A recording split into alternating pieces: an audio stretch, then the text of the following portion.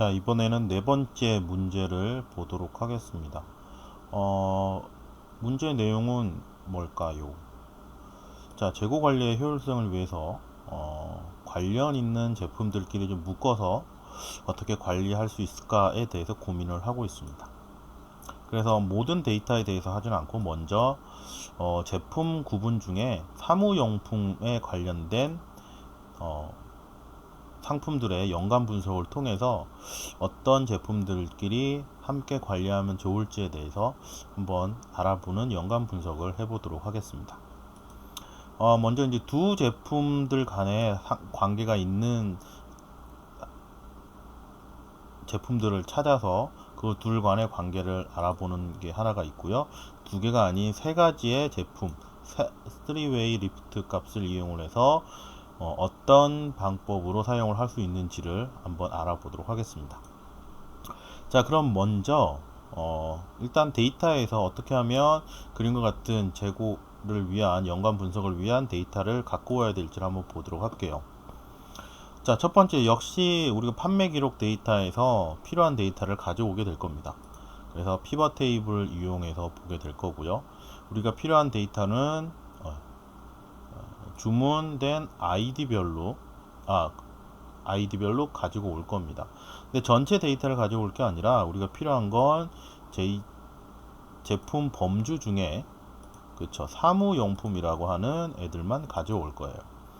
그럼 사무용품이라고 하는 하위 범주에 보게 되시면 한 6가지, 7가지 종류가 있다는 걸 알 수가 있게 될 겁니다. 하나, 둘, 셋, 넷, 다섯, 여섯, 일곱, 여덟, 9가지가 있네요. 9가지를 각각 언제 구매가 언제가 아니라 몇 번 구매가 됐는지를 보도록 할게요. 그래서 주문됐을 때, 한 번 주문이 일어났을 때 필요한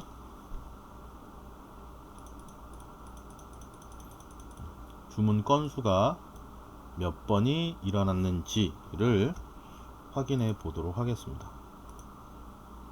자, 개수로 계산하시면 카운팅이 발생을 하게 될 거고요. 그 다음에 실제 이 거래가 일어날 때 언제 일어났는지에 대해서 날짜를 더 추가를 하게 되시면 그 날짜에 따른 데이터들도 볼 수가 있게 되겠죠. 자, 그래서 그룹 해제를 하고 파일을 열게 되시면 이 날짜에 이 아이디에 해당되는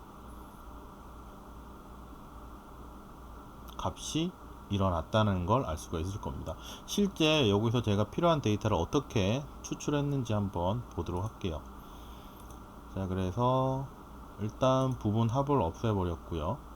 그 다음에 요약을 반복적인 행으로 레이아웃을 형식이 없는 형식으로 구분했습니다. 그래서 이 날짜에는 한 번, 10월 2일에는 이만큼 거래가 발생한 걸로 기록을 했고요. 그 다음에 각각 카운팅된 내용들로 봤습니다. 자, 그래서 이걸 전체 복사를 해가지고요. 아이고, 잘못됐다. 그쵸? 필요한 데이터만 복사를 해서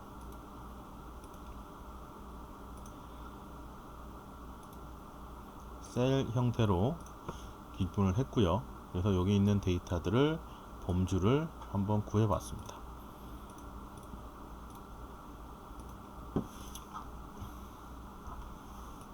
자, 그래서 각 이름별로 이용을 해서 구해서 봤고요.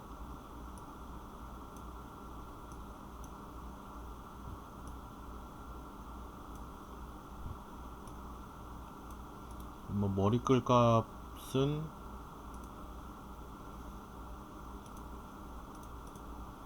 줄바꿈을 이용을 해서 눈으로 확인할 수 있도록 글씨를 치웠습니다. 그리고 숫자 값도 좀 나란히 정리를 했고요.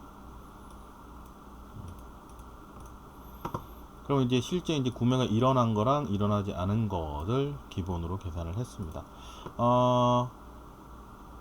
문제에서 일단은 연관 분석을 할 때 이용을 했던 데이터들을 이용을 했고요. 그 다음에 여기 있는 빈칸에는 제가 숫자를 0을 넣을 거고요. 그 다음에 나머지 숫자는 1로 다 한번 바꿔 보도록 하겠습니다. 자, 컨트롤 시프트를 누르신 다음에 필요한 데이터를 선택을 할게요. 여기다가 하면 되겠다. 자, 그래서 전체 선택을 한 다음에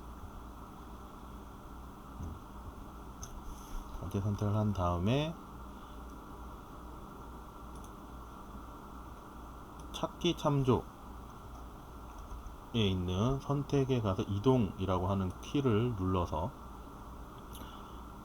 이동을 할 겁니다. 어디로 이동할 거냐면 여기 빈 셀이라는 곳으로 이동을 하게 될 거고요. 그러면 엑셀에 모두 빈 셀에 포함되어 있는 내용이 다 선택이 될 겁니다. 그 다음에 숫자 0을 넣고요. 컨트롤 누르시고 엔터를 누르시면 빈칸에 모두 숫자 0이 들어가는 걸 확인할 수가 있을 겁니다.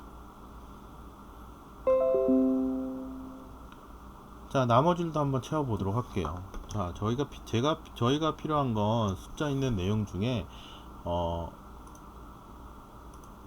숫자 1하고 0 이외에는 다 필요가 없죠. 그래서 여기 있는 내용들을 숫자 2를 1로 모두 바꾸는 내용을 하고요.